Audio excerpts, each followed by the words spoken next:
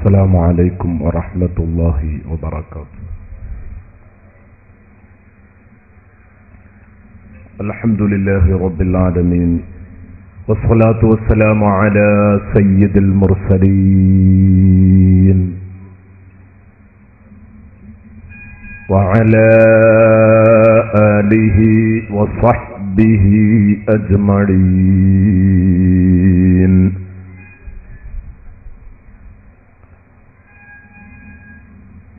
الصلاة والسلام عليك يا رسول الله.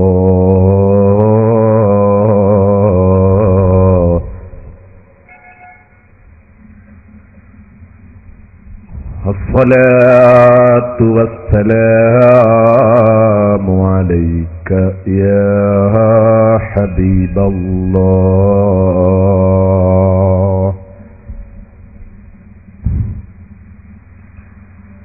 خذ بأيدينا قلت حيلتنا أدركنا يا رسول الله. خذ بأيدينا قلت حيلتنا أدركنا يا حبيب الله. أما بعد، أعوذ بالله من الشيطان الرجيم.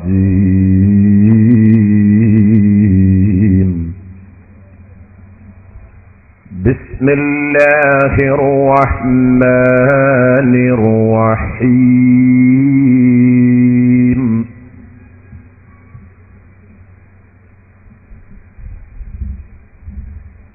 بلى من كسب سيئة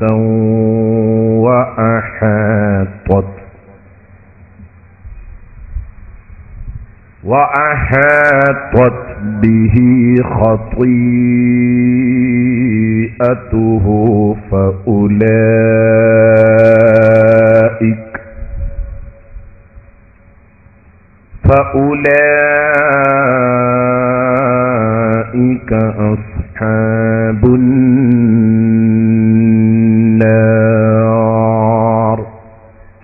هم فيها خالدون.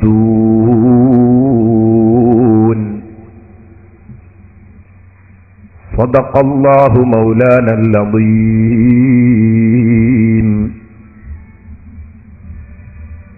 وصدق وبلغ رسوله النبي الكريم،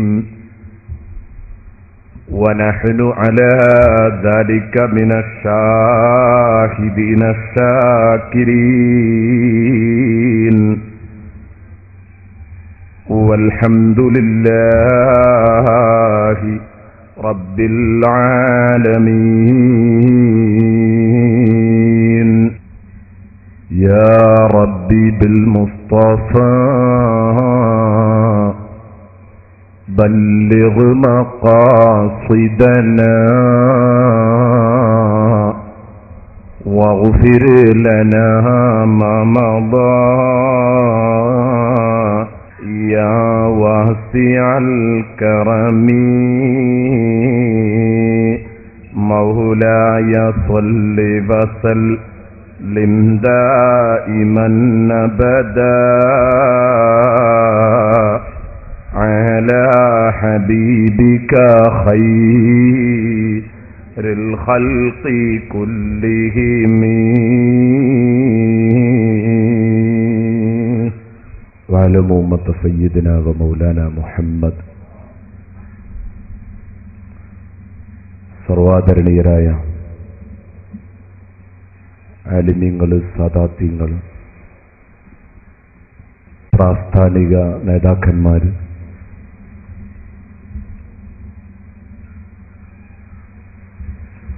സദസ്സിൽ എത്തിപ്പെട്ടവരും എത്തിച്ചേർന്നുകൊണ്ടിരിക്കുന്നവരുമായ പ്രിയപ്പെട്ട സഹോദരന്മാര്, സഹോദരിമാര്, അല്ലാഹു റബ്ബുൽ ഇസ്സത്ത് നമ്മുടെ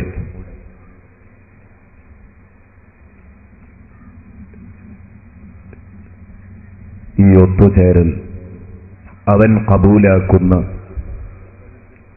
സ്വീകരിക്കുന്ന ഒരു സ്വാലിഹായ അമലാക്കി തീർക്കട്ടെ. ആമീൻ എന്ന് ദുആ ചെയ്യുകയാണ്. ഇന്നലെ നാം കേട്ടുകഴിഞ്ഞത് അതിശക്തമായ ഒരു വിഷയത്തെക്കുറിച്ചാണ്.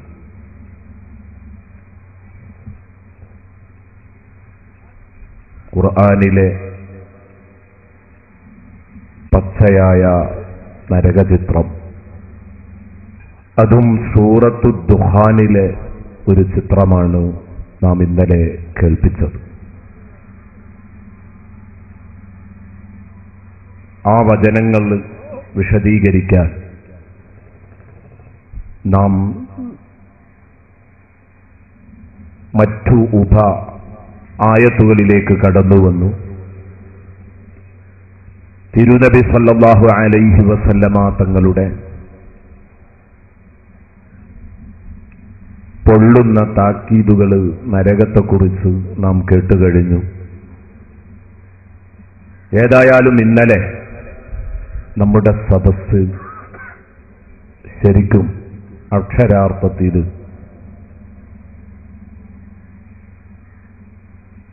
നൊമ്പരപ്പെടാത്തവരില്ല എന്നത് ഒരു സത്യമാണ്. എൻ്റെ പ്രിയപ്പെട്ട മുഅ്മിനീങ്ങളുടെ കണ്ണുകൾ സജലമായി, ഹൃദയം വേദനിച്ചു. അല്ലാഹുവിനോട് നരകത്തിൽ ഞങ്ങളെ ഒരിക്കലും കടത്തരുതേ എന്ന് പ്രാർത്ഥിച്ചു. ആ മനോവ്യഥയോടെയാണ് നമ്മൾ ഇവിടെ നിന്ന് പിരിഞ്ഞത്. അല്ലാഹുവിൻ്റെ അടിമകളുടെ ഗുണങ്ങൾ ചർച്ച ചെയ്തുകൊണ്ടിരിക്കുമ്പോൾ ആ 12 ഗുണങ്ങളിൽ ഒരു ഗുണമാണ് റബ്ബന സ്രിഫ് അന്നാ അദാബ ജഹന്നം ഇന്ന അദാബഹാ കാന ഗറാമ ഇന്നഹാ സാഅത്ത് മുസ്തഖറൻ വ മുഖാമ എന്ന് മനസ്സുരുകി പ്രാർത്ഥിച്ചുകൊണ്ടിരിക്കൽ എന്ന് പറഞ്ഞാണ് നാം തുടങ്ങിയത്. നരകത്തിന്റെ ഗൗരവം മനസ്സിലായെങ്കിലേ ആ പ്രാർത്ഥനക്ക് നമുക്ക് കൂടുതൽ മനസാന്നിധ്യം ലഭിക്കും. അല്ലെങ്കിൽ നരകത്തെ തൊട്ട് കാക്കണേ എന്ന് പ്രാർത്ഥിച്ചുകൊണ്ടിരിക്കുമ്പോഴും ചിലപ്പോൾ ഉറക്കം തൂങ്ങും. പക്ഷേ ഇന്നലെ കേട്ട നരകം ഉറക്കം തൂങ്ങിക്കൊണ്ട് പ്രാർത്ഥിക്കേണ്ടതല്ല, ആമീൻ പറയേണ്ടതല്ല. സഗൗരവം മനസ്സറിഞ്ഞുകൊണ്ട് പ്രാർത്ഥിക്കേണ്ടതാണ്. അല്ലാഹുവേ, പടച്ചറബ്ബേ, ആ നരകത്തെ തൊട്ട് എന്നെ കാക്കണേ എന്നു നാം മനസ്സിലാക്കി കഴിഞ്ഞു. ഇനി ആ നരകത്തിലേക്ക് ചെന്നുപെടാവുന്ന, ആ നരകം ഒരാൾക്ക് കിട്ടിയേക്കാവുന്ന കാരണങ്ങളെക്കുറിച്ചുള്ള ചെറിയ ഒരു പാഠമാണ് ഇന്നത്തെ ഈ പ്രഭാഷണത്തിലൂടെ നാം ലക്ഷ്യം വെക്കുന്നത്. നേരത്തെ ഇവിടെ കേട്ടതുപോലെ ഹബീബായ റസൂലുള്ളാഹി സ്വല്ലല്ലാഹു അലൈഹി വസല്ലമ തങ്ങൾ വിവിധങ്ങളായ ഹദീസുകളിലൂടെ ഒരുപാട് തിന്മയുടെ വക്താക്കളെക്കുറിച്ച് ഹബീബായ റസൂലുള്ളാഹി അവൻ നരകത്തിലാണ്, അവൻ നരകത്തിലാണ്, അവൻ നരകത്തിലാണ് എന്ന് പ്രഖ്യാപിച്ചത് കാണാം. അതിനൊരു മറുവശം അവൻ സ്വർഗത്തിലാണെന്ന് പറഞ്ഞതും കാണാം നന്മയുടെ വക്താക്കളെക്കുറിച്ച്. ഇൻഷാ അല്ലാഹ് ഞാൻ ഇന്നലെ പറഞ്ഞിട്ടുണ്ട്, നരകവും ആ നരകത്തിലെ അവകാശികളെക്കുറിച്ചും ഇന്ന് ഇവിടെ ചർച്ച ചെയ്യുമ്പോൾ നമ്മൾ ഈ ഖുർആൻ റമദാൻ പ്രഭാഷണ പരമ്പര നടത്തിക്കൊണ്ടിരിക്കുമ്പോൾ സ്വർഗവും സ്വർഗവാസികളുമൊക്കെ നമ്മുടെ ചർച്ചയിൽ കടന്നു വരുന്നുണ്ട്. കേവലം ഇവിടത്തെ 4 നാളുകൾ കൊണ്ട് ഒരിക്കലും അത് ചർച്ച ചെയ്ത് തീർക്കാൻ കഴിയില്ല. അതുകൊണ്ട് തുടർന്നുള്ള പ്രഭാഷണവും കൂടെ നിങ്ങൾ കേട്ടെങ്കിലേ ഈ ഭൂമി ലോകത്ത് നമുക്ക് അന്നം നൽകുന്ന, നമുക്ക് വെള്ളം നൽകുന്ന, നമുക്ക് വെളിച്ചം നൽകുന്ന ശ്വസിക്കാനുള്ള വായു പ്രദാനം ചെയ്ത റബ്ബിന്റെ യഥാർത്ഥ അടിമകളായി ജീവിക്കാൻ നമുക്ക് സാധിക്കുകയുള്ളൂ. അതേക്കുറിച്ച് നമുക്ക് പഠിക്കാൻ കഴിയുകയുള്ളൂ. അതുകൊണ്ട് ഞാൻ പ്രസംഗത്തിന്റെ തുടക്കത്തിലേ സൂചിപ്പിച്ചതാണ്, ഈ റമദാനിൽ നടക്കുന്ന മുഴുവൻ പ്രഭാഷണത്തിന്റെയും സീഡികൾ നിങ്ങൾ വാങ്ങുക, കേൾക്കുക. അല്ലാഹു റബ്ബുൽ ഇസ്സത്ത് വാങ്ങുക, കേൾക്കുക, പഠിക്കുക, പറയുക, പഠിപ്പിക്കുക എന്നതിലുപരി ജീവിതം തിരുത്തുക എന്ന മഹാഭാഗ്യത്തിന് അല്ലാഹു എനിക്കും നിങ്ങൾക്കും തൗഫീഖ് നൽകുമാറാവട്ടെ. ആമീൻ എന്ന് പ്രാർത്ഥിക്കുകയാണ്. നരക അവകാശികൾ അല്ലെങ്കിൽ നരകവാസികൾ, നേരത്തെ പറഞ്ഞതുപോലെ നരകത്തിലെ അന്തേവാസികൾ എന്ന് പറഞ്ഞാൽ വിശുദ്ധ ഖുർആൻ പരിചയപ്പെടുത്തിയ അസ്ഹാബുന്നാർ. ഇതാണ് യഥാർത്ഥത്തിൽ നരകവാസികൾ എന്ന് പറയുന്ന ടീം. ആരാണ് നരകത്തിൽ കടക്കുക എന്ന് ഖുർആൻ ഒരു ചുരുക്കവായന നടത്തിയത് നമുക്ക് കാണാൻ കഴിയും. എത്ര ഹ്രസ്വമാണത്, എന്നാൽ അതിലേറെ എത്ര സമഗ്രമാണത്. മൻ കസബ സയ്യിഅത്തൻ വഅഹാതതു ബിഹി ഖതീഅതുഹു. വിശുദ്ധ ഖുർആൻ പരിചയപ്പെടുത്തുന്നു, മൻ കസബ സയ്യിഅ, ആരെങ്കിലും തോന്നിയാസം ചെയ്യാനൊരുങ്ങിയാൽ, തിന്മ സമ്പാദിക്കുന്നവൻ, മൻ കസബ സയ്യിഅ വഅഹാതതു ബിഹി ഖതീഅതുഹു, മാത്രമല്ല പാപങ്ങൾ അവനെ വലയം ചെയ്യുകയും ചെയ്തു. അവൻ എപ്പോഴും പാപങ്ങളുടെ പിടുത്തത്തിലാണുള്ളത്. പാപങ്ങളുടെ ഊരാക്കുടുക്കിൽ നിന്ന് അവന് രക്ഷപ്പെടാൻ കഴിയുന്നില്ല. എന്നും അവൻ പാപങ്ങളിൽ കുടുങ്ങിക്കിടക്കുന്ന ചിത്രമാണ് നോക്കിയാൽ കാണാൻ കഴിയുന്നത്. തിന്മയുടെ ഉപാസകനായി അവൻ വളർന്നുകൊണ്ടിരിക്കുകയാണ്. എവിടെ നോക്കിയാലും അരുതായ്മകൾ എന്തു സംഭവിച്ചിട്ടുണ്ടോ അതിലൊരു കൈ ഇവനുമുണ്ട്. വഅഹാതതു ബിഹി ഖതീഅതുഹു, ഏതു പാപങ്ങളാകട്ടെ ആ പാപങ്ങൾ അവനെ ചുറ്റിപ്പറ്റി കൂടുകയാണ്. ഇങ്ങനെയുള്ള ഒരു മനുഷ്യൻ ഫഉലൈക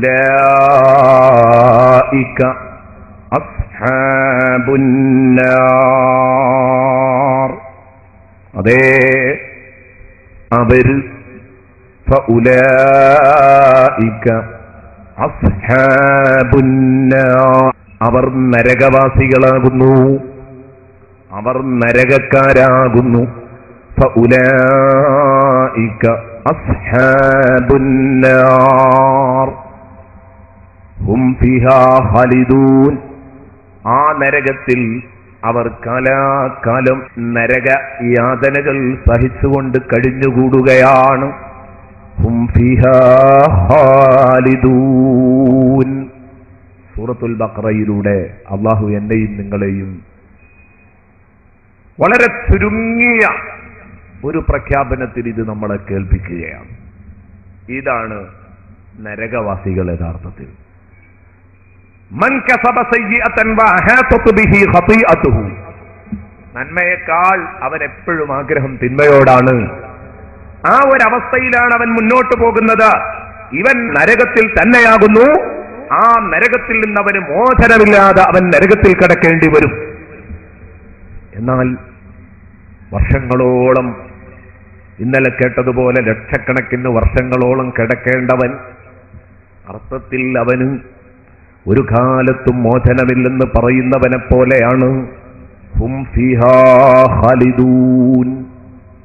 4 ദിവസം പനിച്ചു കിടക്കുമ്പോഴേക്ക് 8 ദിവസം ജലദോഷം നമ്മെ അലട്ടിക്കൊണ്ടിരിക്കുമ്പോൾ അത് സഹിക്കാൻ കഴിയാത്ത നമ്മൾ, എന്റെ പ്രിയപ്പെട്ട സഹോദരന്മാര് ചിന്തിക്കണം, എങ്ങനെയാണ് നമ്മൾ ഒരു പാപത്തിന്റെ പേരിൽ 50,000 വർഷക്കാലങ്ങൾ ശിക്ഷിക്കപ്പെടുക? എങ്ങനെയാണ് നമ്മളത് സഹിക്കുക? നരകം ഒരിക്കലും സഹിക്കാൻ കഴിയുന്ന എവിടെ കാലാകാലം കൂടുന്നത് മാത്രമല്ല, താൽക്കാലികമായും അത് സഹിക്കാൻ കഴിയില്ല എന്ന് ഇന്നലെ നമ്മൾ കേട്ടു. ഇന്നഹാ സാഅത്ത് മുസ്തഖറം വ മുഖാമാ, താൽക്കാലിക വാസസ്ഥലമായിട്ടും സ്ഥിരവാസ കേന്ദ്രമായിട്ടും ഇത്രത്തോളം മോശപ്പെട്ട ഒരു സങ്കേതമില്ല. ഇന്നഹാ സാഅത് മുസ്തഖറൻ വ മുഖാമാ. ഒരു സെക്കൻഡ് പോലും നരകത്തിലെ ശിക്ഷ സഹിക്കാൻ കഴിയില്ല. എങ്കിൽ നോക്കൂ നിങ്ങൾ, അല്ലാഹു സുബ്ഹാനഹു വ തആല ഈ പറഞ്ഞതിന്റെ അർത്ഥതലം നാം ഒരുപാട് കാര്യങ്ങളിലൂടെ വിശദീകരിക്കേണ്ടി വരും. കാരണം ഖുർആനും അതുപോലെ തന്നെ പൊള്ളുന്ന ഹദീസ് വചനങ്ങളും നമ്മെ പഠിപ്പിച്ചിട്ടുണ്ട്. ഒരുപാട് തെറ്റുകുറ്റങ്ങൾ ചെയ്തവർ നരകത്തിലേക്കാണ്. ആ തെറ്റുകുറ്റങ്ങളിൽ നിന്ന് നാം പൂർണ്ണമായി ഒഴിഞ്ഞു നിൽക്കണം, എല്ലാ തിന്മകളിൽ നിന്നും മാറി നിൽക്കണം. എന്നാൽ അല്ലാഹുവിന്റെ ഹബീബ് ശക്തമായി മുന്നറിയിപ്പ് നൽകിയ ചില തിന്മകളുണ്ട്. അതിൽ നിന്ന് നമ്മൾ മാറി നിന്നേ പറ്റൂ. നോക്കൂ നിങ്ങൾ, ഉദാഹരണത്തിന് അല്ലാഹുവിന്റെ ഹബീബ് പറയുന്നു, ഇന്ന് നമ്മുടെ ഗ്രാമാന്തരങ്ങളിലേക്ക് കടന്നുകൂടിയ ഒരു വലിയ ദുശ്ശീലം, ഇന്ന് മുസ്ലിം സഹോദരന്മാർക്കിടയിൽ വളരെ വ്യാപകമായി കൊണ്ടിരിക്കുന്ന മദ്യപാനം, ലോട്ടറി സമ്പ്രദായങ്ങളെക്കുറിച്ച് അല്ലാഹുവിന്റെ ഹബീബ് ശക്തമായ ഭാഷയിലാണ് ഖുർആനിക വചനങ്ങൾ ഉദ്ധരിച്ച് നമ്മെ പഠിപ്പിക്കുന്നത്. ഇന്നമൽ ഖംറു വൽ മൈസിറു വൽ അൻസാബു വൽ അസ്ലാം റിജ്സും മിൻ അമലി ശൈത്താൻ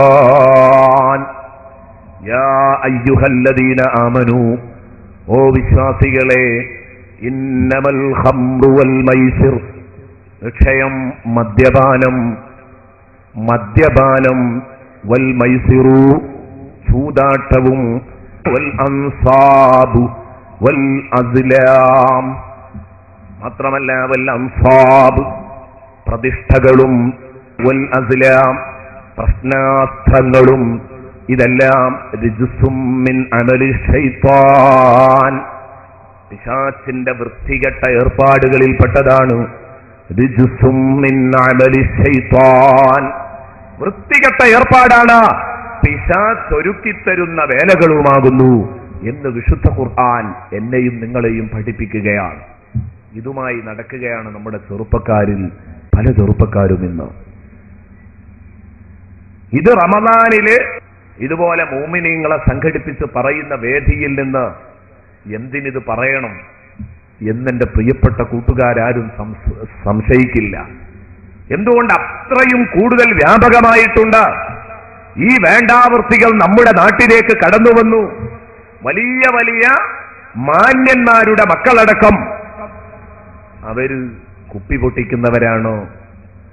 അവരുമായി ബന്ധപ്പെട്ട മേഖലകളിൽ കുപ്പി പൊട്ടുന്നുണ്ട്, വളകിലുങ്ങുന്നുണ്ട്, എല്ലാ സംഗതികളും യഥേഷ്ടം നടന്നുകൊണ്ടിരിക്കുകയാണ്.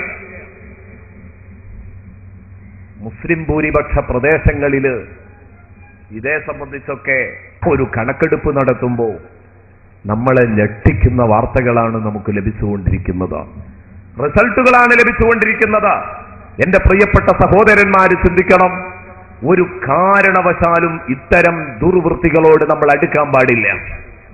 ഇതിൽ നിന്ന് അകന്നു ജീവിച്ചില്ലെങ്കിൽ നമ്മൾ നരകത്തിന്റെ വിറകായി, ഹസബു ജഹന്നം എന്ന് ഖുർആൻ പറഞ്ഞതുപോലെ നരകത്തിന്റെ വിറകായി തീരും എന്ന കാര്യം ഉറപ്പിച്ചു വെക്കണം.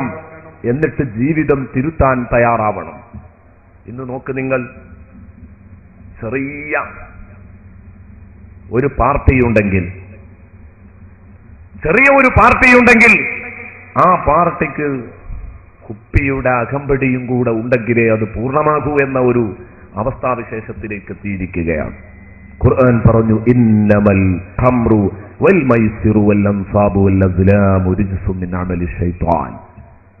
മുഅ്മിനീങ്ങളോട് ഇത് പൈശാചികമാണെന്ന് പറഞ്ഞതിനു ശേഷം, ഇത് വൃത്തികെട്ട ഏർപ്പാടാണെന്ന് പറഞ്ഞതിനു ശേഷം ഖുർആൻ പറയുന്നു, ഫജ്തനിബൂ, അതുകൊണ്ട് നിങ്ങൾ അതുമായി ദൂരപ്പെട്ട് കഴിയണം. ഫജ്തനിബൂ, നിങ്ങൾ അതുമായി ഒരുപാട് അകലം പാലിക്കണമെന്നാണ് ഖുർആൻ പറയുന്നത്. ഖുർആന്റെ കൽപ്പന തന്നെ അങ്ങനെയാണ്. അത്തരം കേന്ദ്രങ്ങളിലേക്ക് അടുത്താ നിങ്ങളും കുടുങ്ങിപ്പോകുന്നു. ഇത്തരം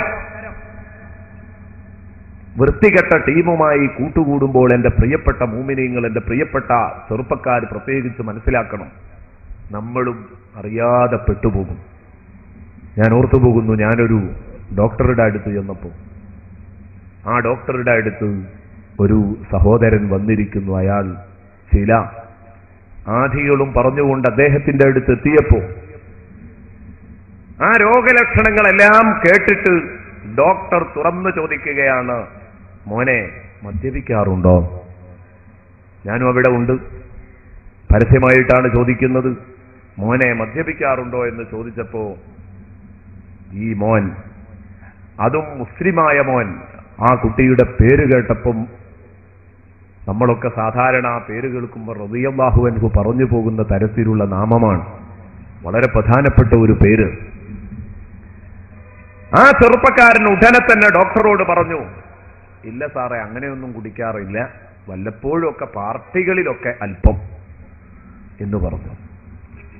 കല്യാണത്തിന്റെ തലേനാള് മദ്യം വിളമ്പി പാർട്ടി ഒരുക്കുകയാണ്. ന്യൂ ഇയർ ആഘോഷിക്കുമ്പോ മദ്യം വിളമ്പി കൂത്താടുകയാണ്. ആരാണിത്? മദ്യം ഹറാമാണ്, അതിനോട് അടുത്തു പോകാൻ പാടില്ല എന്ന് വിശ്വസിക്കുന്ന, അത് പഠിച്ച, അതറിയാവുന്ന മാപ്പിളമാരുടെ മക്കൾ ഇതിലുണ്ടെന്ന് കേൾക്കുമ്പോൾ നമുക്ക് വിഷമമില്ലേ എന്റെ പ്രിയപ്പെട്ട സഹോദരന്മാരെ? അള്ളാഹുവിന്റെ റസൂൽ സല്ലല്ലാഹു അലൈഹി വസല്ലമ തങ്ങൾ ശക്തമായി പറഞ്ഞു, നിങ്ങൾ ഈ പാപത്തോടടുക്കാൻ പാടില്ല. നബി സല്ലല്ലാഹു അലൈഹി വസല്ലമ തങ്ങൾ പറഞ്ഞു, കള്ളിനോടടുക്കാൻ പാടില്ല. ഇന്നമൽ ഖംറു വൽ മൈസിറു വൽ അൻസാബു വൽ അസ്ലാമു റിജ്സും മിൻ അമലി ശൈത്താൻ. എന്താണ് ഈ ഖംറ് എന്ന് പറയുന്നത്? ചിലരൊക്കെ പറയാറുണ്ട്, ഖംറ് എന്ന് പറഞ്ഞാൽ മുന്തിരിക്കള്ളല്ലേ. ഭാഷാപരമായി ഖുർആൻ ഇറങ്ങുന്ന കാലഘട്ടത്തില് അന്ന് നിലവിലുള്ളത് മുന്തിരിക്കള്ളായിരുന്നു. ഇതുകൊണ്ട് അതിനെ വിശദീകരിച്ച സമയത്ത് മുന്തിരിയിൽ നിന്ന് ഉൽപ്പാദിപ്പിക്കുന്ന കള്ള് എന്ന് പറഞ്ഞു. പക്ഷേ യഥാർത്ഥത്തിൽ അതുകൊണ്ട് ഉദ്ദേശിക്കുന്നത് എന്താണ്? ബഹുമാനപ്പെട്ട പണ്ഡിതന്മാര്, ബഹുമാനപ്പെട്ട സഹാബാ കിറാം റളിയല്ലാഹു അൻഹും അവർ തന്നെ നമ്മളെ പഠിപ്പിക്കുന്നു. ബഹുമാനപ്പെട്ട അലി ഇബ്നു അബീ ത്വാലിബ് റളിയല്ലാഹു അൻഹു എന്നെയും നിങ്ങളെയും പഠിപ്പിച്ചു, അൽ ഖംറു കുല്ലു മാ ഖമറൽ അഖൽ. അൽ ഖംറു കുല്ലു മാ ഖമറൽ അഖൽ. ബുദ്ധിയെ നഷ്ടപ്പെടുത്തി കളയുന്ന, ബുദ്ധി മരവിപ്പിച്ച് കളയുന്ന, മത്ത് പിടിപ്പിക്കുന്ന എന്തെല്ലാമുണ്ടോ അത് മുഴുവനും ഖംറ് എന്ന് പറഞ്ഞതിന്റെ പരിധിയിൽപ്പെടുമെന്ന് ബഹുമാനപ്പെട്ട അലി ഇബ്നു അബീ ത്വാലിബ് റളിയല്ലാഹു അൻഹു പഠിപ്പിച്ചത് കാണാം. പിന്നീട് നമുക്കവിടെ സംശയിക്കേണ്ടതില്ല, ആ പദത്തിന്റെ അർത്ഥം തന്നെ, ഖംറ് എന്ന് പറഞ്ഞാൽ ആ പദത്തിന്റെ അർത്ഥം തന്നെ മൂടി വെക്കുന്നതെന്നാണ്. തിരിച്ചറിവിനെ, ബുദ്ധിയെ മൂടി വെക്കുന്നതാണ്. അതുകൊണ്ട് ഏതെല്ലാം ലഹരി വസ്തുക്കൾ ഉപയോഗിക്കുന്നുണ്ടോ അത് പാനീയം മാത്രമല്ല, ഏതു വസ്തുക്കളാണെങ്കിലും അത് മുഴുവനും അതിൽപ്പെടും. വിദേശ മദ്യങ്ങൾ ഓമന പേരിട്ട് ആ വിദേശ മദ്യങ്ങൾ കഴിക്കുമ്പോൾ അത് മദ്യമല്ലാതിരിക്കില്ല. അല്ലാഹുവിന്റെ ഹബീബ് പറഞ്ഞു, സയഅതി അലന്നാസി സമാൻ യശ്റബൂന ഫീഹിൽ ഖുമൂർ വയുസമ്മൂനഹാ ബിഗൈരി ഇസ്മിഹാ. മുഹമ്മദുർ റസൂലുള്ളാഹി. അല്ലാഹുവിന്റെ ഹബീബ് പറയുന്നു, ഒരു കാലം വരാനുണ്ട്. സയഅതി അലന്നാസി സമാൻ, ജനങ്ങൾക്കൊരു കാലം വരാനുണ്ട്. യശ്റബൂന ഫീഹിൽ ഖുമൂർ, അന്നവർ മദ്യം പേന്തിക്കൊണ്ടിരിക്കും. വയുസമ്മൂനഹാ ബിഗൈരി ഇസ്മിഹാ, അതിന്റെ നാമമായിരിക്കില്ല, മറ്റു പല ഓമന പേരുകളിലും അവര് അതിന്റെ പേര് ഓമനവൽക്കരിക്കും. വയുസമ്മൂനഹാ ബിഗൈരി ഇസ്മിഹാ. കണ്ടില്ലേ നിങ്ങൾ ഏതെല്ലാം തരത്തിലുള്ള വിദേശ മദ്യങ്ങള്? പേര് നന്നാക്കിയത് കൊണ്ട് സാധനം നന്നാവുന്നില്ല, അത് അതേ സാധനമായിട്ട് തന്നെ തുടരും. ഉപ്പും ചാക്കിന് മുകളിൽ അല്ലെങ്കിൽ പഞ്ചസാര ചാക്കിനു മുകളിൽ ഉപ്പും ചാക്ക് എന്ന് എഴുതി വെച്ചത് കൊണ്ട് ഉറുമ്പരിക്കാതിരിക്കില്ല, നമുക്കറിയാവുന്ന കാര്യമാണ്.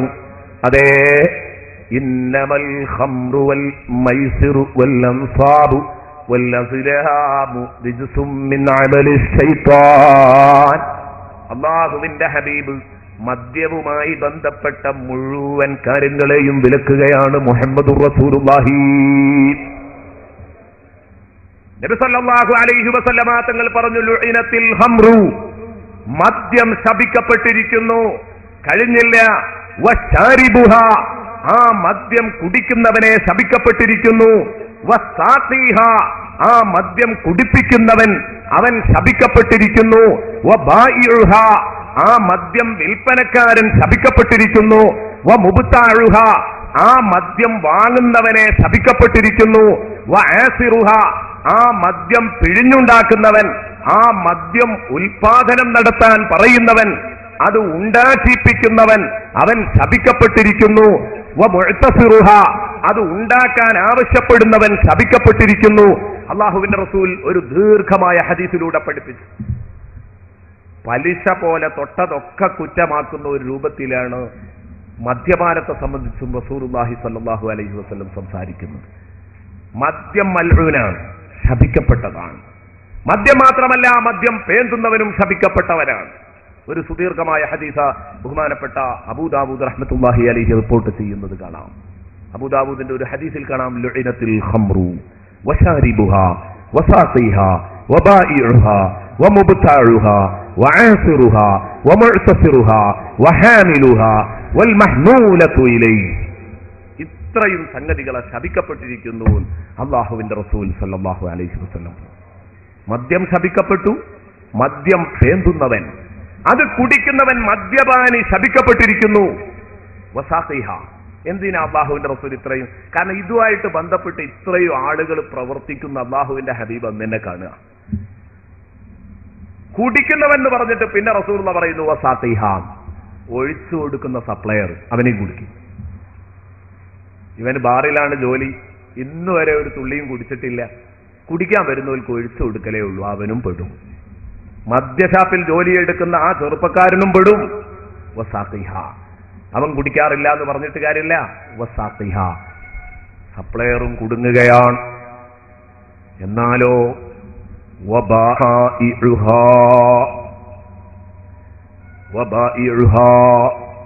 ആ മദ്യത്തിന്റെ വിൽപ്പനക്കാരനും കുടുങ്ങും. മദ്യം വിൽക്കുന്നവൻ ആരാണോ അവിടെ കാഷ്യറായിരിക്കുന്നത്, അദ്ദേഹവും അതിൽപ്പെട്ടു. പണം സ്വീകരിക്കുന്നത് ആരാ, അയാളും അതിൽപ്പെട്ടു. വബായിഉഹാ വമുബ്താഉഹാ,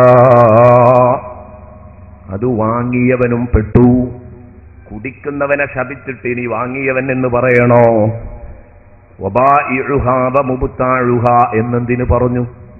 മുബ്താഉഹ എന്ന് പറയുമ്പം കുടിക്കുന്നവൻ എന്ന് പറഞ്ഞാൽ അവൻ തന്നെയല്ലേ വാങ്ങുന്നത്? അല്ല, ഹാജിയാർ ഒരു തുള്ളിയും ഇന്നുവരെ കുടിച്ചിട്ടില്ല. പക്ഷേ പലപ്പോഴും കൃത്രിമ രേഖകൾ ഒപ്പിച്ചു കിട്ടാൻ കലക്ടറുടെ മുമ്പിൽ ഒരു കുപ്പി സമർപ്പിച്ചിട്ടുണ്ട്. അതിനുവേണ്ടി ഹാജി സാഹിബ് വാങ്ങിയിട്ടേ ഉള്ളൂ, കുടിച്ചിട്ടില്ല. ആ ഹാജി സാഹിബും രക്ഷപ്പെടാൻ പോകുന്നില്ല. വമുബ്താഉഹ, കണ്ടോ നിങ്ങൾ, ആരെയും വിടുന്നില്ല. പലപ്പോഴും ഏതേതു കൃത്രിമങ്ങൾ ഒപ്പിക്കണമെങ്കിലും പെണ്ണും കള്ളും സമർപ്പിച്ചാൽ നടക്കാത്തതില്ല. പലപ്പോഴും പല പകൽമാന്യന്മാരിടും ഈ പെണ്ണിന്റെയും കള്ളിന്റെയും മുന്നിൽ. ഞാൻ നേരത്തെ പറഞ്ഞില്ലേ, കുപ്പിയുടെയും വളകിലുക്കത്തിന്റെയും മുമ്പിൽ പലരും ദുർബലരാണ്. ഇതുണ്ടാവാൻ പാടില്ല. ഏതാവട്ടെ, അപ്പോൾ ഹാജി സാഹിബ് കുടിച്ചിട്ടില്ല ഇന്നുവരെ, പക്ഷേ പലപ്പോഴും പലർക്കും വാങ്ങി സൽക്കരിച്ചിട്ടുണ്ട്. വമുബ്താഉഹ, ഒരു കാരണവശാലും ചെയ്യാൻ പാടില്ല. നമ്മുടെ വീട്ടിലുള്ള കക്കൂസ് ടാങ്ക് തുറക്കാൻ വരുന്ന അണ്ണൻ പറയുന്നു, ഒരു കുപ്പി വാങ്ങിത്തരണം, വാങ്ങിക്കൊടുക്കരുത്. വമുബ്താഉഹ, അവനവന്റെ ഹിതം പോലെ ചെയ്യട്ടെ, നാം അവന് കൂലി കൊടുക്കുക. അതിന് നിനക്ക് എത്ര വേണം ഈ കക്കൂസ് ടാങ്ക് തുറക്കണമെങ്കിൽ? ബാക്കി കാര്യമൊന്നും ഞാൻ അറിയില്ല. നമ്മൾ വാങ്ങിക്കൊടുക്കാൻ പാടില്ല. ഈ കാര്യം പ്രത്യേകം ഓർക്കേണ്ടതാണ്. വമുബ്താഉഹ, അതിനവൻ എത്ര വേണമെങ്കിലും കാശ് കൊടുക്കാം. അതിനവൻ പറയുന്ന സംഖ്യയാണ്. ഓരോരുത്തരും ഓരോ ജോലിക്കാർക്കും അങ്ങനെയുണ്ട്. ഏതാവട്ടെ, വമുബ്താഉഹ, വാങ്ങുന്നവനെയും ശപിക്കപ്പെട്ടിരിക്കുന്നു. കഴിഞ്ഞില്ല. വആകിലു സമനിഹ, നേരത്തെ ഞാൻ ഹദീസ് വായിച്ചപ്പോൾ വിട്ടുപോയതാണ്. ഹദീസിൽ അങ്ങനെയും കൂടെ ഒരു വാക്കുണ്ട്, വആകിലു സമനിഹ, അതിന്റെ പണം തിന്നുന്നവനെയും ശപിക്കപ്പെട്ടിരിക്കുന്നു. എന്തിനാ ഇത് പറഞ്ഞത്? ബായിഉം ആകിലു സമനും രണ്ടാവാം. വിൽപ്പനക്കാരൻ കേവലം കാഷ്യറായിരിക്കും അദ്ദേഹം. എന്നാൽ ഒരു ഹാജി സാഹിബുണ്ട്, അല്ലെങ്കിൽ ഒരു മുതലാളിയുണ്ട്. അയാൾക്ക് ദുബൈയിൽ ബാറുകൾ പ്രവർത്തിക്കുന്നുണ്ട്, അബൂദബിയിൽ ബാറുകൾ പ്രവർത്തിക്കുന്നുണ്ട്, UAE മൊത്തം കൺട്രികളിലുണ്ട്, സൗദിയുടെ വിവിധ കൺട്രികളിൽ അയാൾക്ക് ബാറുകൾ പ്രവർത്തിച്ചുകൊണ്ടിരിക്കുന്നുണ്ട്, മലയാള മണ്ണിലും ധാരാളം പ്രവർത്തിച്ചുകൊണ്ടിരിക്കുന്നുണ്ട്. സത്യമാണ്, അയാൾ ഇന്നുവരെ ഒരു തുള്ളിയും കുടിച്ചിട്ടില്ല. ഇയാളെ ബാർ എവിടെയെന്ന് അയാൾ കണ്ടിട്ടുമില്ല. ഏതെല്ലാം ബാറുകളാണ് ഉള്ളതെന്ന് പോലും അറിയില്ല. പക്ഷേ ഇയാളുടെ ബിസിനസ്സിൽ അധിക ബിസിനസ്സുകളും ബാറുകളാണ്. അതിന്റെ ലാഭവിഹിതം അയാളുടെ ബാങ്ക് അക്കൗണ്ടിലേക്ക് വന്നു വീഴുന്നു. അതാണ് ഇയാൾ എടുത്തു ഭക്ഷണം കഴിക്കുന്നത്, അതാണ് ഇയാൾ കുടുംബത്തിന് കൊടുക്കുന്നത്. വആകിലു സമനിഹാ, അതിന്റെ കാശ് തിന്നുന്നവനെയും ശപിക്കപ്പെട്ടിരിക്കുന്നു. അല്ലാഹുവിന്റെ ഹബീബ് സല്ലല്ലാഹു അലൈഹി വസല്ലമ തങ്ങൾ പറയുകയാണ്, കഴിഞ്ഞില്ല, ഇനിയും നബി സല്ലല്ലാഹു അലൈഹി വസല്ലം നമ്മുടെ കൂടെ തന്നെയുണ്ട്. കാരണം വഅസിറുഹ, മദ്യത്തിന്റെ നിർമ്മാതാക്കളും ശപിക്കപ്പെട്ടിരിക്കുന്നു.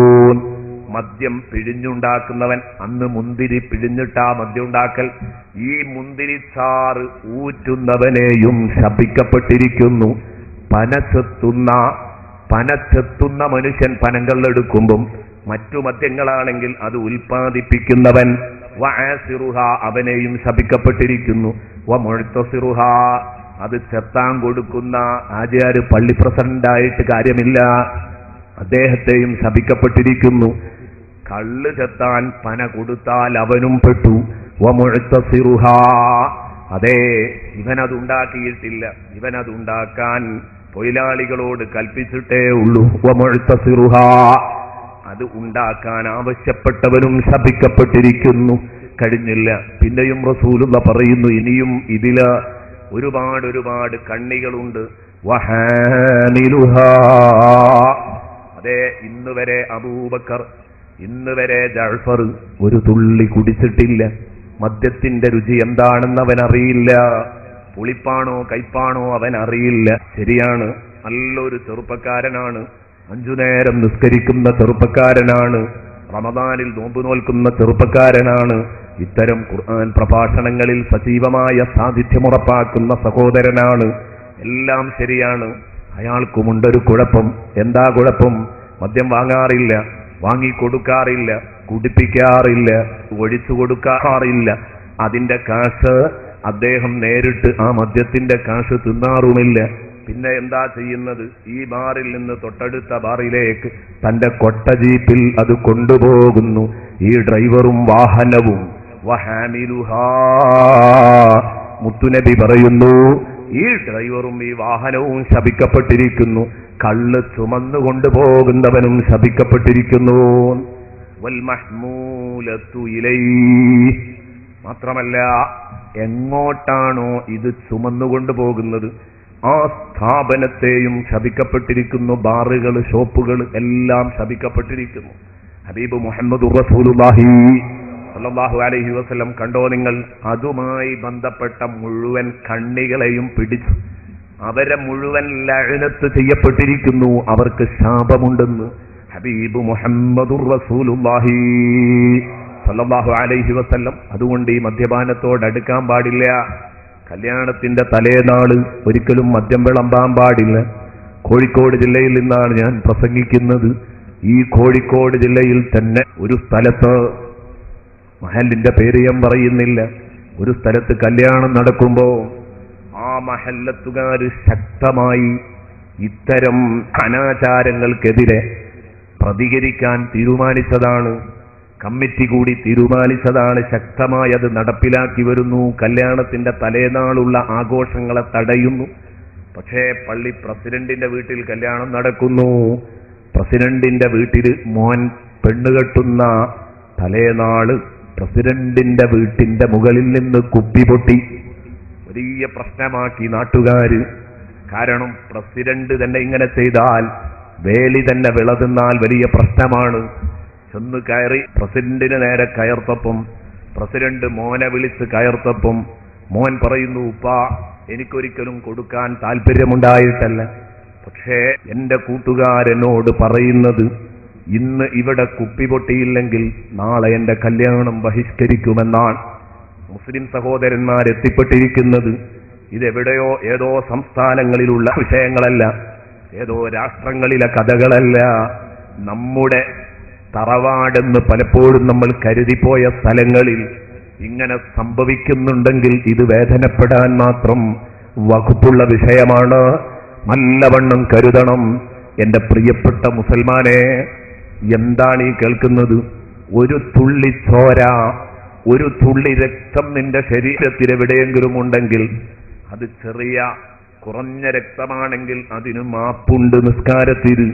പക്ഷേ കള്ളിന്റെ ഒരു ചെറിയ ശകലമെങ്ങാനും വീണ് കഴിഞ്ഞാൽ അതിനൊരിക്കലും മാപ്പില്ല. വളരെ ഗൗരവമുള്ള നജസാണ്. അതുകൊണ്ട് തന്നെ ഇത് നിങ്ങൾ വയറ്റിനകത്തേക്ക് ഒരിക്കലും ഇതിന് പാസ് നൽകാൻ പാടില്ല. ഇത് യഥേഷ്ടം കുടിക്കുക, മതിച്ച് നടക്കുക എന്നത് ഒഴിവാക്കണം എന്നെന്റെ പ്രിയപ്പെട്ട കൂട്ടുകാരോട് അവസരോചിതമായി ഉണർത്തുകയാണ്. ഇനി വൽ മൈസിർ, നബി സല്ലല്ലാഹു അലൈഹി വസല്ലമ തങ്ങൾ പറയുന്നു, വൽ മൈസിർ, വൽ മൈസിർ, ചൂതാട്ടവും പിശാചിന്റെ വൃത്തികേടുകളിൽപ്പെട്ടതാണ്. ചൂതാട്ടം എന്ന് പറഞ്ഞാൽ എന്താ? ഞാൻ പറയുന്നു വൽ മൈസിർ എന്നതിന് ഇന്നത്തെ സാഹചര്യത്തിൽ നമുക്ക് ധൈര്യമായിട്ട് അർത്ഥം പറയാം ലോട്ടറിയും എന്ന്. കാരണം അങ്ങനെ വെക്കണം. അവിടെ എത്തിയിരിക്കുന്നു കാലം. ചൂതാട്ടം ചൂതാട്ടം എന്ന് പറഞ്ഞിട്ട് അതെന്തോ വേറെന്തോ ഒരു ഏർപ്പാടാണ് എന്ന് മനസ്സിലാക്കിയിരിക്കുകയാണ്. അത് നമ്മൾ ഈ ചെയ്യുന്ന ഈ ദുരാചാരവുമായിട്ട്, ഈ വേണ്ടാത്തരവുമായ ആ വചനത്തിനൊരു ബന്ധവുമില്ലെന്ന് തോന്നിപ്പോകുന്ന മട്ടിലാണ് ഇന്ന് എന്റെ പ്രിയപ്പെട്ട മുസ്ലിം സുഹൃത്തുക്കളുടെ ജീവിതം. മദ്യപിക്കാൻ അല്പമൊക്കെ നാണമുള്ളവനും, ഞാൻ ഉറപ്പിച്ചു പറയുന്നു ലോട്ടറി എടുക്കാൻ ഒരു നാണവുമില്ല. ഇത് രണ്ടും ഒപ്പ അല്ലാഹു തആല പറഞ്ഞത്, ഇന്നമൽ ഖംറു വൽ മൈസിർ.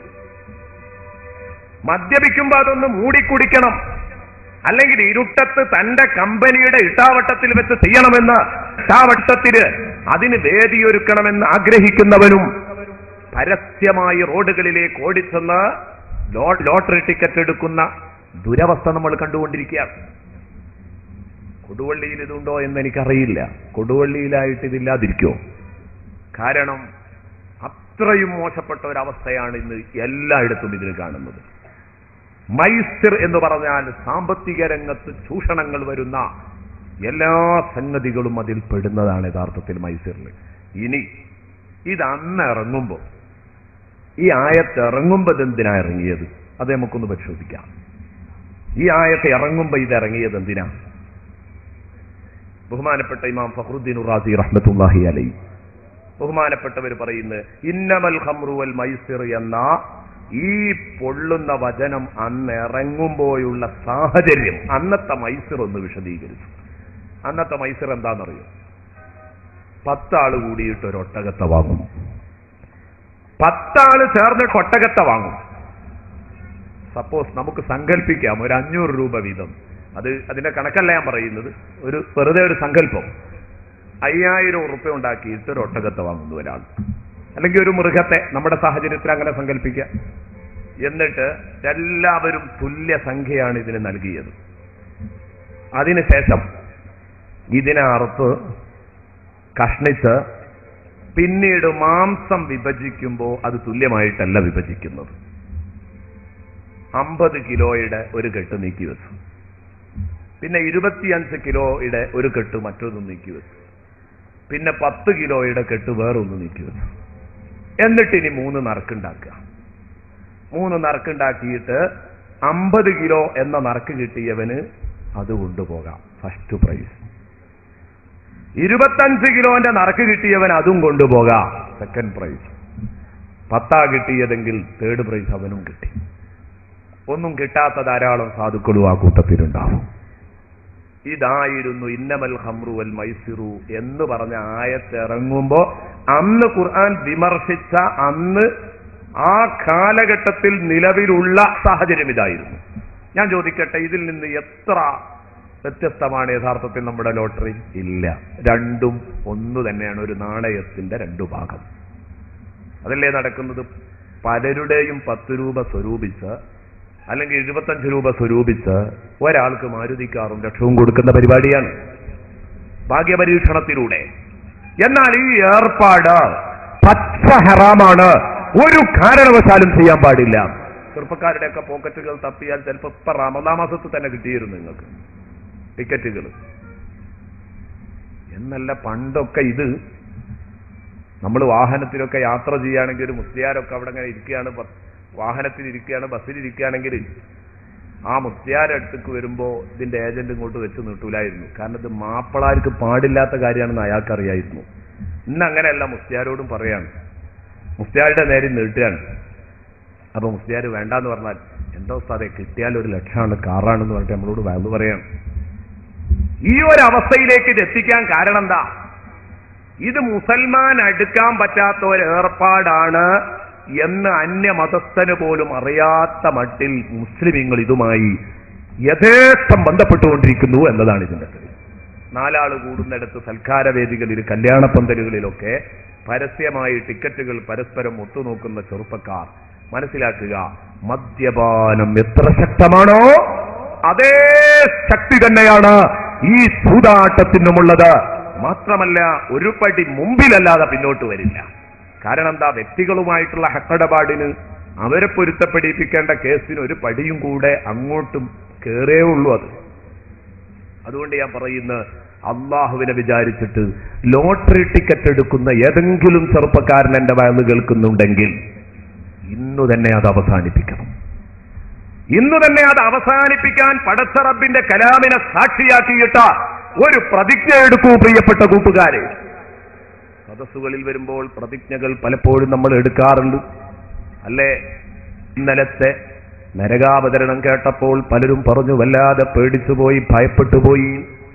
പല ചെറുപ്പക്കാരും അഭിപ്രായപ്പെട്ടു, പറഞ്ഞു ശരി ഇനിയെങ്കിലും ജീവിതമൊന്ന് തിരുത്തണമെന്ന ആഗ്രഹത്തിലാണ്. പക്ഷേ ആ പ്രതിജ്ഞകൾക്കൊന്നും വലിയ ആയുസ്സുണ്ടാവാറില്ല. ഞാൻ പറയുന്നു, ആയുസ്സുള്ള പ്രതിജ്ഞയാണ് എടുക്കേണ്ടത്. എന്നും അത് നിലനിൽക്കണം. സത്യപ്രതിജ്ഞ ചെയ്യുന്നത് കൊണ്ട് വലിയ കാര്യമൊന്നുമില്ല.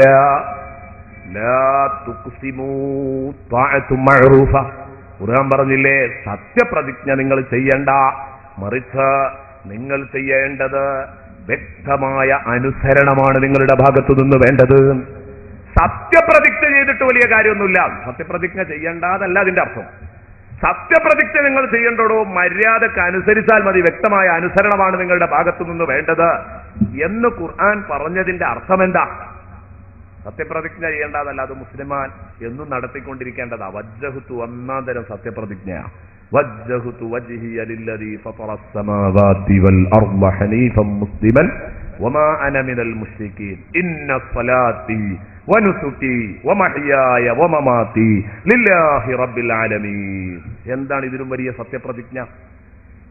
പക്ഷേ ഈ സത്യപ്രതിജ്ഞ ചെയ്തതുകൊണ്ട് മാത്രമായില്ല, താഅത്തും മഅറൂഫ വേണം.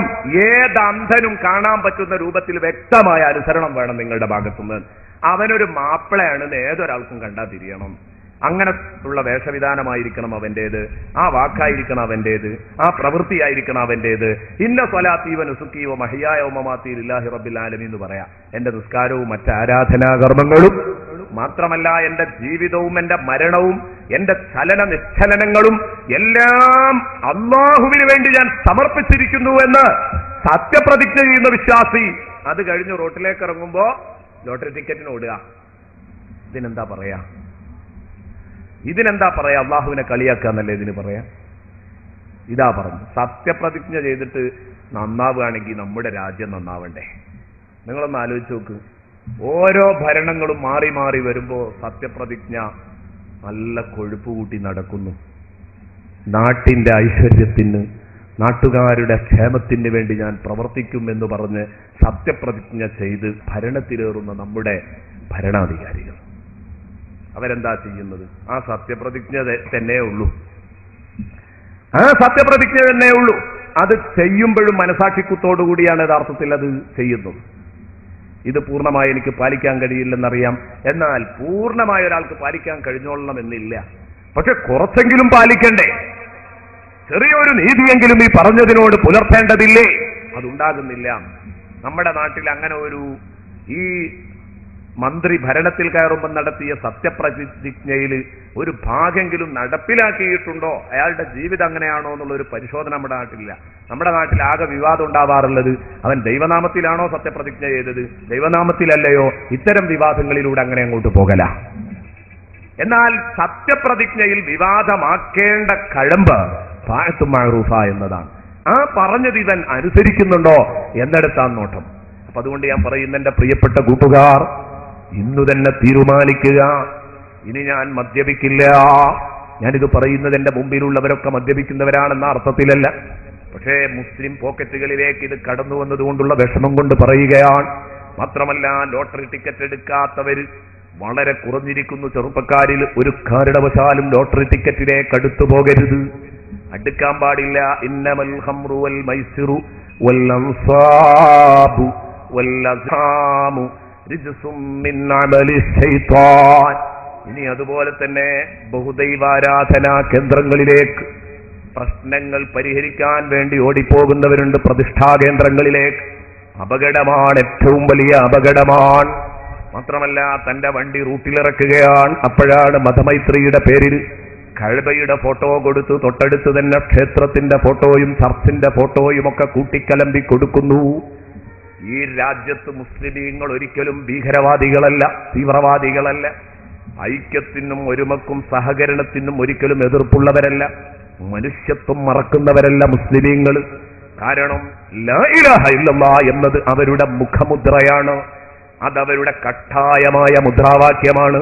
അല്ലാഹുവല്ലാതെ ഒരൊറ്റ കുട്ടിയെയും ആരാധിക്കപ്പെടാൻ പാടില്ല. എന്നാൽ നാട്ടിൽ മൈത്രി പുലർത്താൻ അന്യ ആളുകളുടെ, അന്യ മതസ്ഥരുടെ ആരാധനാ ചിഹ്നങ്ങളെ നമ്മുടെ ചിഹ്നങ്ങളോടൊപ്പം കൂട്ടിക്കെട്ടണം എന്ന തോന്നൽ വരുമ്പോ ഇത് വലിയ അപകടത്തിലേക്കാ പോകുന്നത്. മുസ്ലിം മുതലാളിയുടെ വണ്ടിയിൽ കാണുന്നു 3 കൂടെ കൂട്ടു ഫ്രെയിം വെച്ച് ചെയ്തു വെച്ചത് നമുക്ക് കാണാം. ഞാനിത് പറയുന്നത് മറ്റു മതക്കാരെ വിമർശിക്കാൻ വേണ്ടിയല്ല, അവരുടെ ആരാധനകളെ മോശപ്പെടുത്തിക്കൊണ്ടുള്ള സംസാരവുമല്ല. മുസ്ലിമിനൊരു മുദ്രാവാക്യമുണ്ട്, ലാ ഇലാഹ ഇല്ലല്ലാഹ്. ആ കാര്യം വളരെ ഗൗരവമായി തന്നെ വിളിച്ചു പറയണം. അല്ലാഹു ലാ ഇലാഹ ഇല്ലാ ഹുവൽ ഹയ്യുൽ ഖയ്യൂം ലാ തഖുദുഹു സിനത്തും വലാ നൗമുൻ ലഹു മാ ഫിസ് സമാവാതി വമാ ഫിൽ അർദ്. ആയത്തുൽ കുർസി നമുക്കെപ്പോഴും പരിചയമുള്ളതല്ലേ? ഈ ആയത്തുൽ കുർസി ലാ ഇലാഹ ഇല്ലല്ലാഹ് അതിന്റെ മുഴുവൻ ചേരുവയും ഒത്തുള്ള പ്രഖ്യാപനമാണ് ആയത്തുൽ കുർസി. ഇൻഷാ അല്ലാഹ് ഈ ആയത്തുൽ കുർസിയെ കുറിച്ചൊരു 5 ദിന പ്രഭാഷണം തൊട്ടടുത്ത് തന്നെ നടത്തണമെന്ന് ഉദ്ദേശിക്കുന്നുണ്ട്. ആയത്തുൽ കുർസിന്റെ അകത്തേക്ക് കടന്നു ചെന്നിട്ട് ഒരു 5 ദിവസത്തെ പ്രഭാഷണം നടത്തണമെന്ന് ഉദ്ദേശിക്കുന്നു. അത്രയും കാര്യങ്ങൾ, ഒരുപാട് വിഷയം, എത്ര പറഞ്ഞാലും തീരില്ല.